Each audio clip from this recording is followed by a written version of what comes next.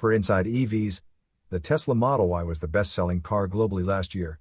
Ben Sullins, a YouTuber with 262,000 subscribers, shared his experience after 4 years and 45,000 miles with a 2020 Tesla Model Y.